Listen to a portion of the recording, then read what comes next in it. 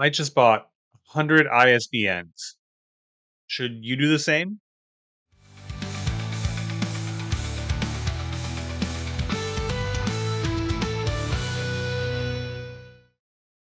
Welcome back to Writer's Theory. I'm James Winterthorn. And in this video, I want to talk about a purchase that I recently made to be able to identify all of the books that I intend on publishing. But if you haven't been through the publishing process and you don't know, every book that's sold in every format requires an ISBN. That's an International Book Standard number. This is required to be able to identify the book, to be able to search for it. It's kind of the identifying marker or fingerprint for every book. I am about to publish Ghosts Horizon, which I started writing here on YouTube. If you're interested in watching that journey, I will link the initial video above. And now that I'm closer to publishing, I need to be able to uh, sell it. And to do that, I need an ISBN. Now, let me back up a little bit. My intent with this project, at least part of it, is to test out Amazon KDP. So I want to compare how this experience goes compared to my last publishing effort, which was through BookBaby, which I did have a good experience through BookBaby. I'm overall pleased with the product, uh, but I wanted to have a comparison. I also wanted to see what something that doesn't cost any money looks like. That's probably one of the greatest advantages to going through Amazon is I don't have to pay the $2,000 or $3,000 to publish the book. Now that comes with some downsides. The first being, and the point of this video, is the ISBN. So the Kindle, the ebook that you would create on Amazon KDP, they will provide an ISBN for you, so you don't have to go and buy one to sell on Amazon. You do need another one for a printed copy. Amazon will provide an ISBN for a physical copy, either paperback or hardcover. They do need their own numbers. So you can, if you plan on keeping everything through Amazon and not selling anywhere else, well, this is fine. But that number belongs to Amazon. It's not your number. You can't pick it up and take it to Ingram Sparks or to BookBaby or to any other publisher to have them sell it on your behalf. That number belongs to Amazon. Now, let me be clear, the rights to your book are still yours. Amazon is not claiming the rights to publish your book.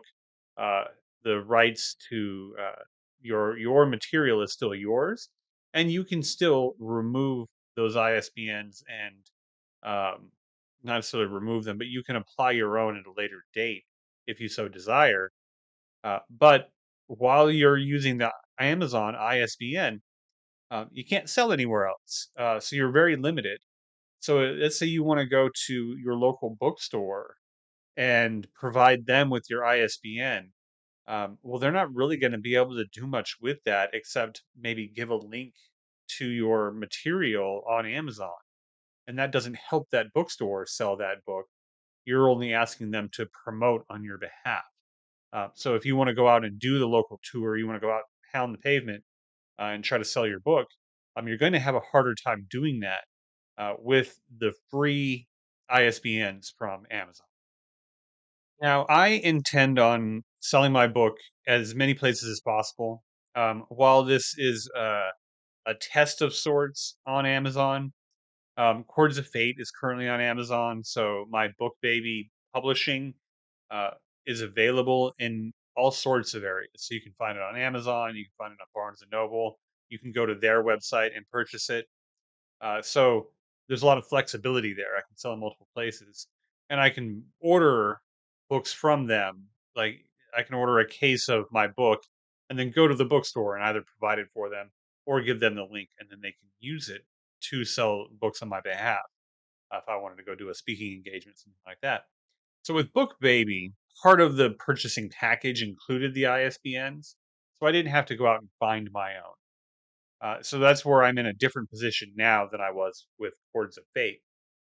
So what I decided to do here was I wanted control. I wanted to be flexible with publishing Ghosts Horizon. So I needed ISBNs of my own. So I went to Bowker. This is the only place you can really buy ISBNs. And I went, and then they had the oddest pricing for uh, purchasing your own ISBN. This is just the strangest thing. So one ISBN costs $125. So it's not a terrible amount of money, uh, but it's a cost where if you're doing this as a hobby, you want to get a book out there, you're planning on doing it for free. Well, spending $125, it's something else you have to plan for. So you or so you can purchase the one for 125, or you can purchase 10 for 295. Now, if you're not planning on writing all sorts of books and you think you might write one or two, and then you have the various formats. So you have your ebook, your printed copy. Let's say you do both hardcover and soft cover, and you decide you want to do an audio book, which also needs an ISBN. You have That's four ISBNs you need for one publication or for one book. So 10 for 295 gets you about two books. If you keep it at just soft covers, you can get three books out of that. So that's a better value, $25 or so, $30 or so per ISBN, much better value. So I don't know how many books I plan on writing. Hopefully, it's more than two or three. And they have another tier in which you can spend $575 and get 100 ISBNs. Now, for an individual, even a self-publishing individual, and that is prolific with writing, this is probably more than you'll ever need. I hope it's not more than I ever need, but it could be. But at 575 per ISBN, it's the best value per unit anyway. But I did have to spend $575 to do it. So this makes sense for me. I plan on writing more novels. I will publish nonfiction writing books in the future. So this works for me. I was really hoping that having purchased so many, I could include an ISBN in course purchases. Like if you bought N90 Novel Roadmap, I could include an ISBN in that as part of that purchase. But unfortunately, I'm not a publishing house, and I cannot give them away. So, best of intentions, I guess I'll just have to use them myself. So, I like to have the flexibility to be able to take the book elsewhere. Uh, Amazon is probably still the principal location where consumers will purchase your books. But it is nice to have the flexibility to get out into the community, to go to bookstores and promote your book, to be able to sell it at different online stores like Barnes and Noble or even your own website. So I like the flexibility. Now, if you're just starting, you're writing a hobby novel and you just want to get it out there, you want to see how it does, and you don't mind it only being on Amazon. Well, then the free ISBNs that are provided there are just fine. You don't have to go out and spend 100 or 300 or $500 on ISBNs, and you can just follow the instructions that Amazon KDP provides on uh, the formatting of your book and uploading it, and then they provide the ISBN and do that for free, which is honestly it's a great service. Like this wasn't an option many years ago. You were really subject to whatever your publisher was saying, just because that's how the system was built. So this adds some flexibility in the market space for hobby writers, for beginning writers, just getting out there and getting your feet wet. Like I've been through the publishing process with a self publisher, and I still am learning things constantly. So if you're not sure what to do with your ISBN, do a little bit of research, determine what your path is for your book.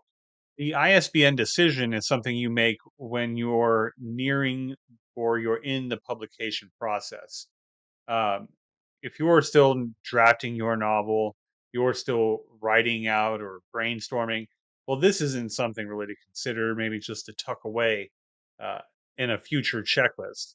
But if you are at that stage of determining what to do about ISBNs, and you decide you want to purchase your own or you want to investigate a little more, well, you go to myidentifiers.com.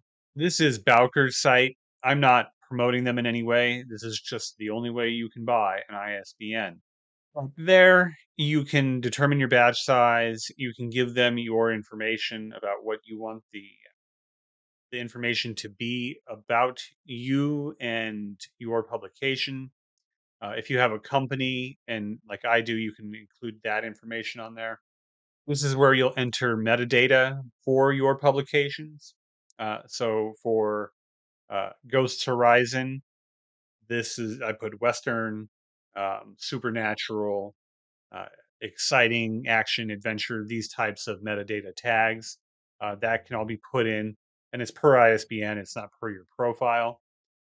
So go to myidentifiers.com, and it's pretty straightforward.